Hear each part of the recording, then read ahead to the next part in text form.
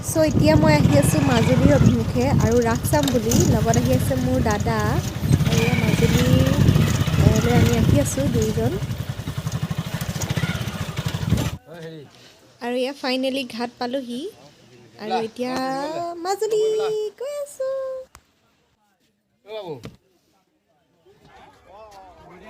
আৰু এয়া সত্ৰনগৰী মাজুলীত উপস্থিত হৈ শ্ৰী শ্ৰী দক্ষিণপাট সত্ৰৰ অভিমুখে যাত্ৰা কৰিছিলোঁ আৰু এয়া চাওকচোন মানুহৰ লানি নিচিগা ভিৰ এগছি চাকি দিম বুলি সকলো সত্ৰলৈ মানে কিমান ভিৰত দেখিছেনে সকলো আহিছে আৰু ৰাস বুলি ক'লে মাজুলীৰ বাসীৰ মানে প্ৰাণ চঞ্চলা হৈ পৰে একদম মানে উখল মাখল আৰু এয়া মানে দেখিবলৈ পাইছে আপোনালোকে কিমান মাজুলীবাসী মানে ৰাসৰ লগত মানে কিমান ওতঃপ্ৰোতভাৱে জড়িত হৈ আছে চাওকচোন মানুহৰ ভিৰ আৰু এয়া হৈছে দক্ষিণপাট সত্ৰৰ নটুৱা নৃত্য আৰু নটুৱা নৃত্য দেখিছেনে ইমান ধুনীয়াকৈ নাচিছে আৰু দক্ষিণপাট সত্ৰত দিনৰ পৰা এয়া নটুৱা নৃত্য আৰম্ভ হৈছে এতিয়া হৈছে সন্ধিয়া আৰু মাজুলীখন কিমান উখল মাখলেৰে ইমান ধুনীয়াকৈ জাকত জিলিকাকৈ সাজি উঠিছে ৰাস মহোৎসৱৰ কাৰণে চাওকচোন আৰু আমি এতিয়া পালোহি উত্তৰ কমলাবাৰী সত্ৰৰ ৰাস মহোৎসৱলৈ আৰু চাওকচোন আপোনালোকক এবাৰ চাৰিওকাষটো দেখুৱাইছোঁ কিমান বেছি মনোমোহা বাঁহীৰ মাতত প্ৰাণ চঞ্চলা হোৱা চাৰিও দিশ আৰু মানুহৰ অগণন ভিৰ চালেই যেন প্ৰাণ আপ্লুত হৈ পৰে আৰু এৰি থৈ যাবৰেই মন নাযায়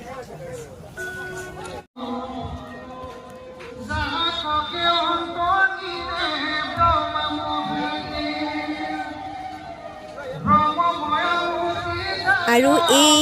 ধুনীয়াকৈ পুখুৰীটো দেখিছেনে এটা পুখুৰী হয় চাৰিওকাষে সজাই পৰাই তোলা হৈছে কাৰণ তাৰ ভিতৰতে ৰাস মানে মহাৰাস ক্ৰিয়া কালীয় দমন বগলী বধ নে বকাসুৰ বধ আজি পতা হয় ইমান বেছি ধুনীয়া পৰিৱেশ চাওকচোন এবাৰ আপোনালোকে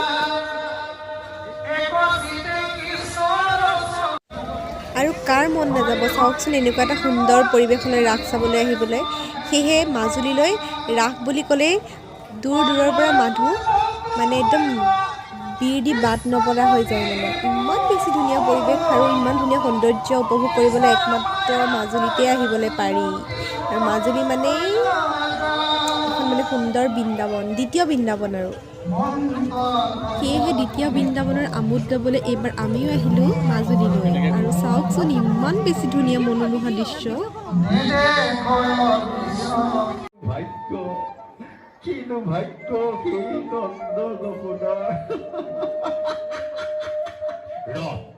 আৰু এয়া হৈছে মুখাৰ বাবে বিখ্যাত সত্ৰ চামগুৰি সত্ৰৰ মুখাৰাস মানে এয়া হৈছে পুতনা ৰাক্ষসী মোহিনীৰ ৰূপ লৈ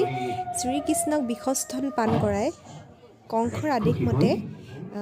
গোকুললৈ আহি মানে কৃষ্ণক বিষস্থন পান কৰাই আছে আৰু চাই থাককচোন শেষৰলৈকে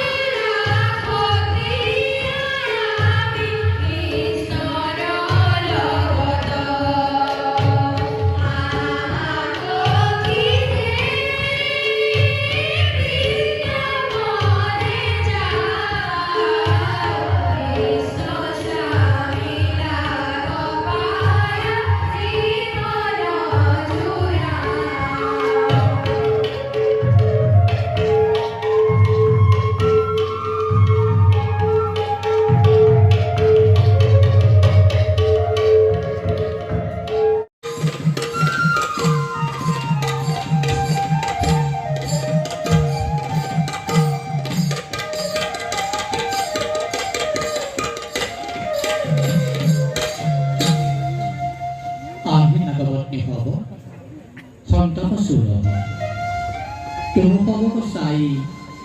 উহি কালিকৈ দিব ৰাস